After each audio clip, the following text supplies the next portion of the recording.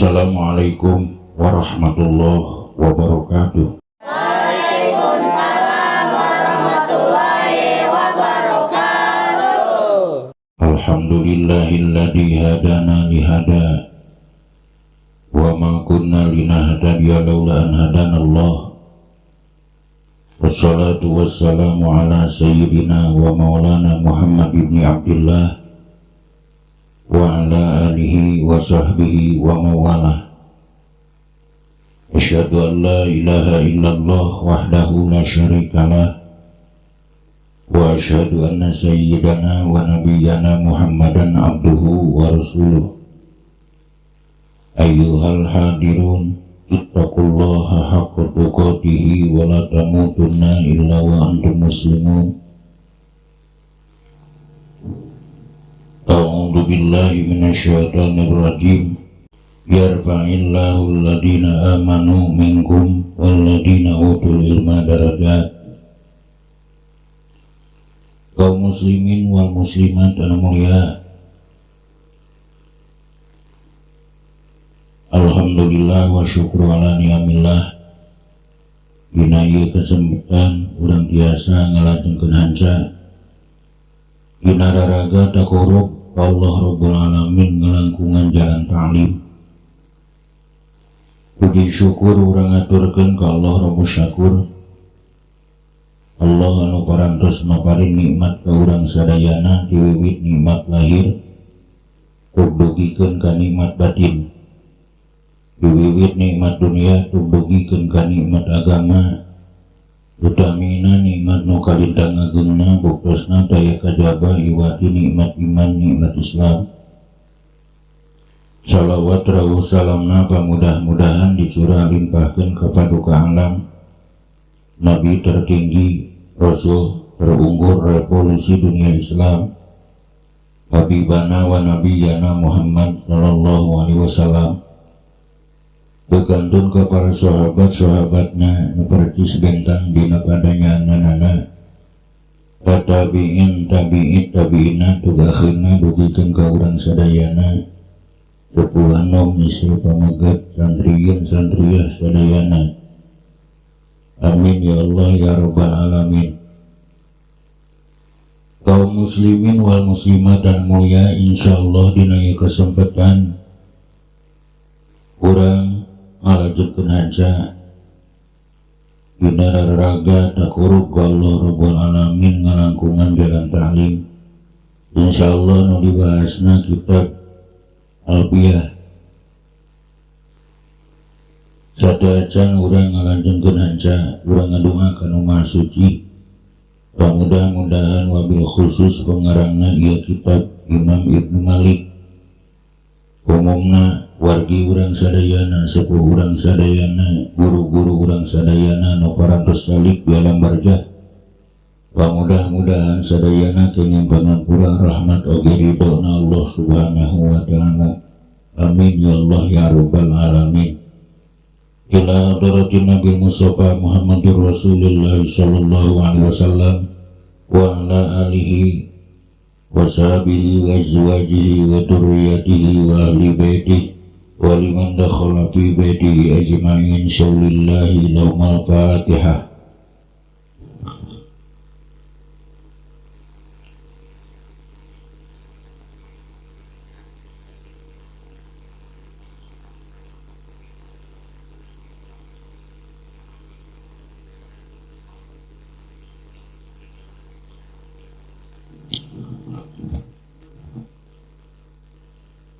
Wa ila arwahi abaina wa ummahatina wa zadadina wa jadatina wa masyayikhina wa masyayikhina, khususan Haji Muhammad ibn Syaulillahi lahumul Fatihah.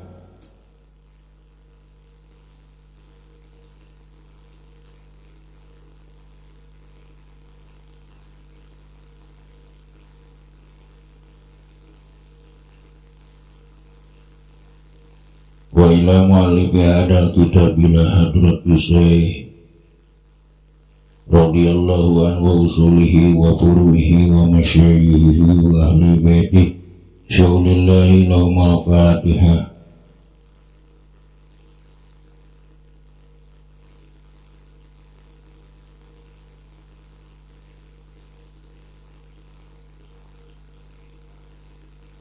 Allahumma salli ala Sayyidina Muhammad. Allahumma salli wa sallim radhiyallahu ta'ala an kulli sadatina ashabi Rasulillahi ajma'in. Amin. Alhamdulillahi rabbil alamin. Hamdan syakirin, hamdan na'imin, hamdan yuwafi ni'amahu wa yukafi mazidah. Ya Rabbana walakal hamdu kama yanbaghi li jalali wajhika kalimul azimi sultanika qadim. Allahumma salli ala Sayyidina Muhammad salatan tunjina biha min jamil ahwali wal afat wa taqbilana biha jamil hajat wa tutahhiruna biha min jamil sayyiat wa tarfa'una biha indaka 'ala darajat wa tuballighuna biha aqsal ghayat min jamil khairat fil hayati wa ba'dal mamat wa sallim tasliman katsira. Allahumma ighfir lahum warhamhum wa'afihim wa'fu anhum wa jalil jannata maswahum. Allahumma anjil fi qabrihim nur wa rahmatan wa maghfiratan daimatan ila yaumil qiyamah. Allahumma jalil kuburahum rawdatan min riyadil jinan wa la taj'al kuburahum khubratan min khubari niran. Allahumma taqabbal wa wasi' sawaba ma qara'na min al-Qur'anil azim. Ila hadratin Nabi Mustafa Muhammadur Rasulullah sallallahu alaihi wasallam wa ala alihi wa sahbihi ajma'in wa ila arwahi abaina wa ummahatina wa jadadina wa jaddatina wa masyayikhina wa masyayikhina khususat. Ya ayyuhan nafsul mutmainnah irji'i ila rabbiki radiyatan mardiyah wadkhuli bi ibadi wadkhuli jannati mal abrar. Allahumma arinal haqqa haqqa warzuqna tiba'ah warinal batila batila warzuqna istinabah. Allahumma jamana jamar rahmah wa liqa'ana liqa rahmah wa tafarruqana tafarruqa rahmah. Rabbana atina fid dunya hasanah wa fil akhirati hasanah wa qina adzabannar. Subhana rabbika rabbil izzati amma yasifun wa salamun alal mursalin walhamdulillahi rabbil alamin. Nasalukal ijabah bi barakati ummul Qur'an. Al-Fatihah.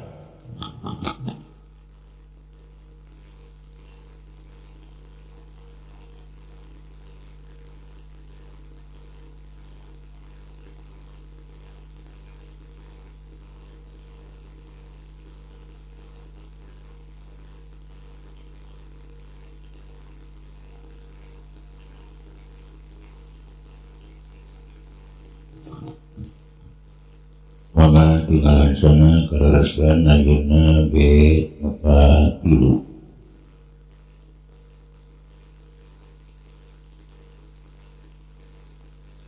Bismillahirrahmanirrahim. Wa asta'inullaha fi alfiyah maqasidun nahwi biha mahwiyah. Wa asta'inu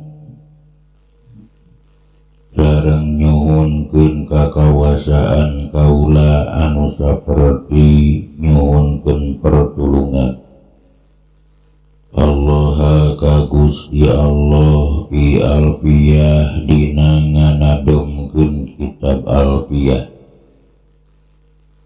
Maqasidun nahwi ari pirang-pirang pasejaan ilmu nahwu biha ai pihak dina kitab alfiyah eta mahwiyah dikumpulkeun.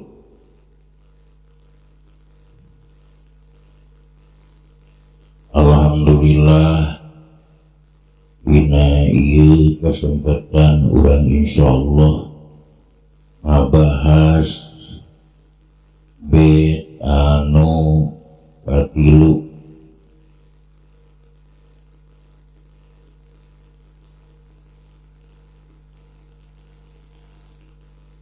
anu aya dina kitab alfiyah.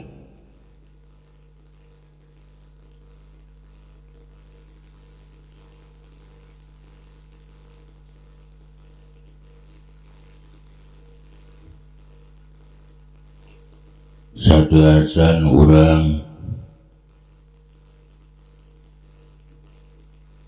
ngamaksudan eusina bait anu katilu palintang saena urang-urang ngabahas heula i'robanana ieu bait anu katilu. wa asta'inu al-wawu harfu atfin. Asta'inu fi'lun mudhari'un wa fa'iluhu dhamirun mustatirun bih wujuban takdiruhu ana.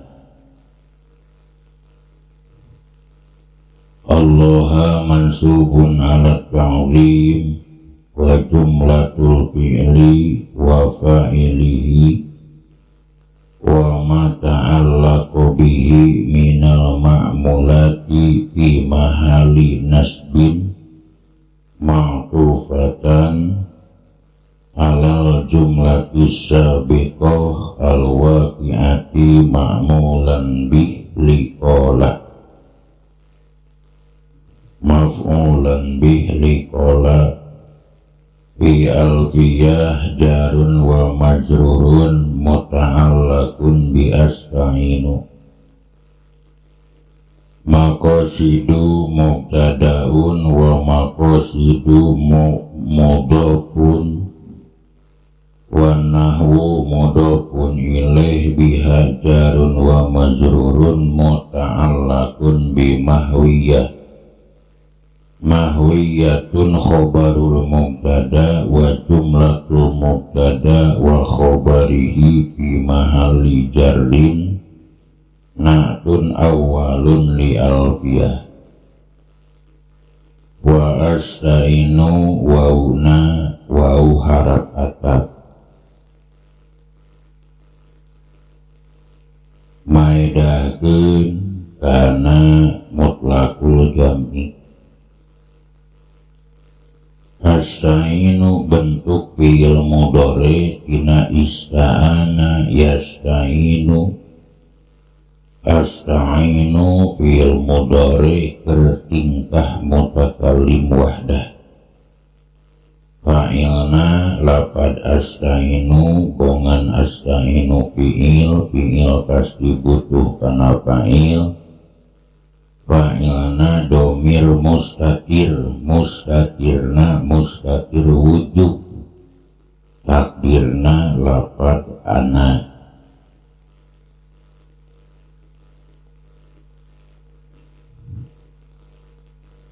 Dimana geus aya fi'il geus aya fa'ilan lamun muta'addi pasti kadituna butuh kana maf'ul bih. Maf'ul bihna nyaeta lapad Allaha. Ngan kade lapad Allaha jang budak santri jang santriyah dimana ditanya tarkibanana entong dijawab jadi maf'ul bih tapi jawab mansubun ala kadi. Naon maksudna? Supaya sopan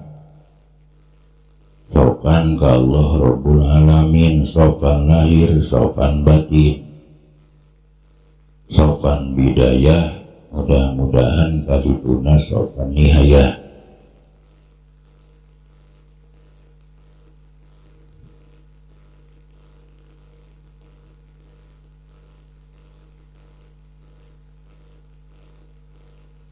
Jumlah fi'il jeung fa'ilna jeung anu cumantel tina pirang-pirang makmul eta mahal nasab diatapkeun kana jumlah anu tiheula anu jadi maf'ul bih tina lapan qola.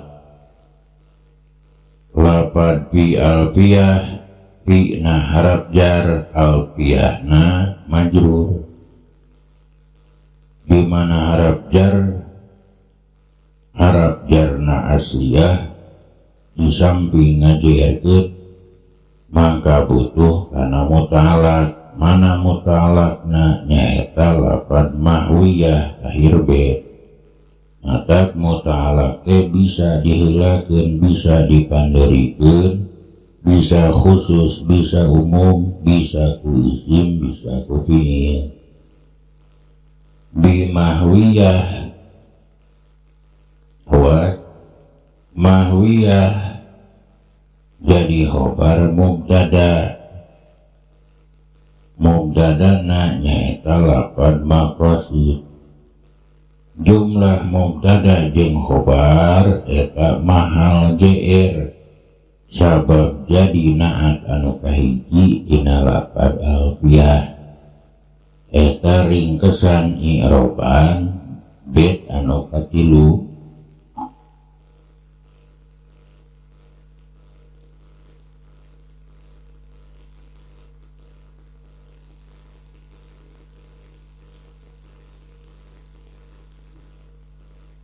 ngan kade deui kudu jadi catetan jeung jang barudak santri jeung santria. Lafaz astainu dihartian nyuhunkeun pangawasa kaula anu saperti nyuhunkeun pitulung Allah ka Gusti Allah. Fi alfiyah dina nganadomkeun kitab alfiyah anu bangsa 1000 bet. Lafaz astainu didinya bimakna astaqdiru sabab ari nulungan mah kudu pahareup-hareup sedangkan mustahil urang pahareup-hareup sareng Gusti Allah.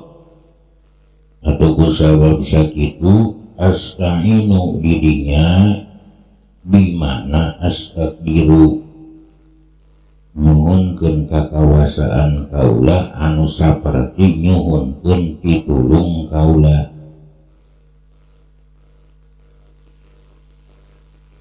Lamun cek ahli bayan mah sok disebut majaz. Bongan kalimatun musta'malatun fi ghairi ma wudi'at lah li alaqatin mani'atin an iradati manal asli.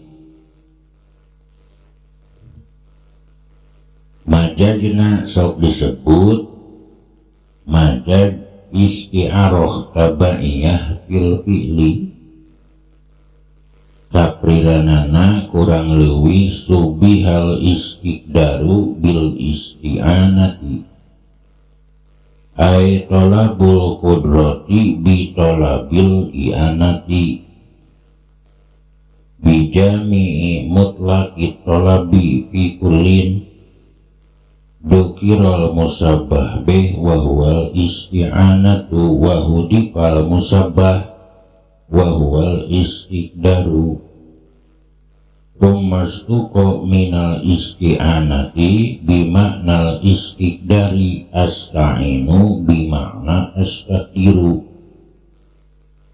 ala sabilil majaji bil isti'arati tasrihiyati tabaniyah.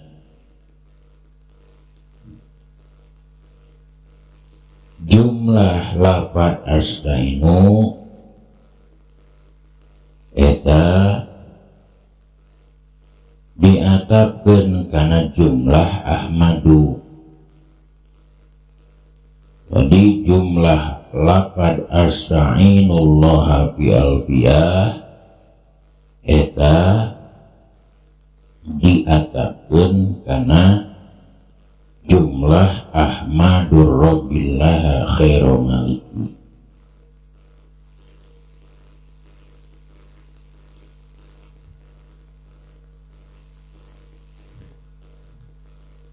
Lamun ngagilek kana pan ma'ani ngatapkeun jumlah kana jumlah eta sok disebut wasol.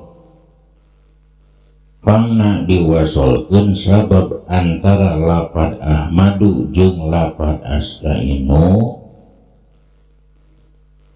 akur dina pada duanana jadi makul kawal dina lafaz kola.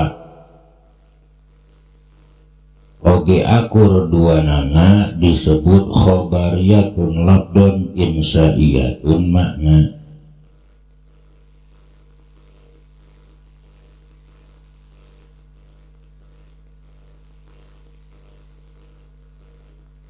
Fi alfiyah fi didinya harap jar na harap jar asliyah ngajeerkeun kana lafaz alfiyah.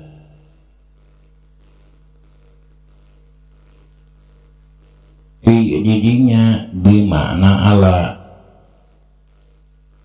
sabab cekoidah di mana-mana aya lafaz isti'anah jeung nu dimustaq tina lafaz isti'anah maka eta dimuta'adikeunana ku hareup jar ala.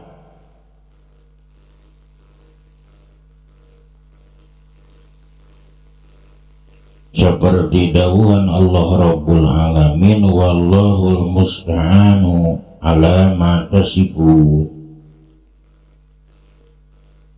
Jadi lafaz fi di dieu di mana ala. Jadi fi alfiyah teh takdir nama ala alfiyah.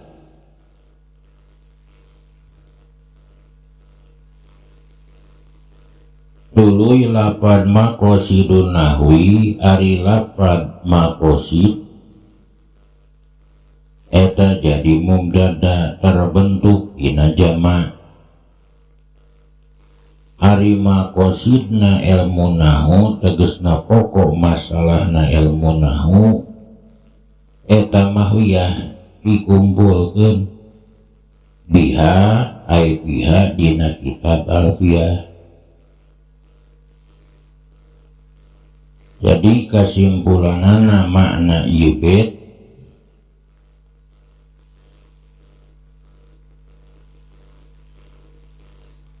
dawuh musannif kaula nyuhunkeun pangawasa ka Allah Rabbul Alamin anu saperti nyuhunkeun pitulung dina nganadongkeun kitab alfiyah. Pangna disebut alfiyah sabab bangsa 1000 bejana isina ieu kitab aya 1002 bait.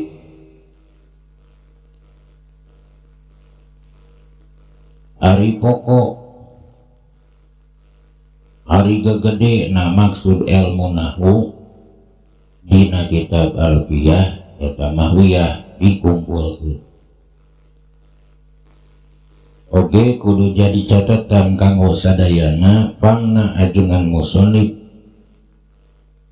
ngarungsurkeun lafaz astainu elatna sakurang-kurangna aya 2. Nu kahiji li'anna man a'anahullah ayassarat alaihil maqalib, dimana jelema geus ditulungan ku Allah maka gampang jang eta jelema naon-naon anu dipimaksudna.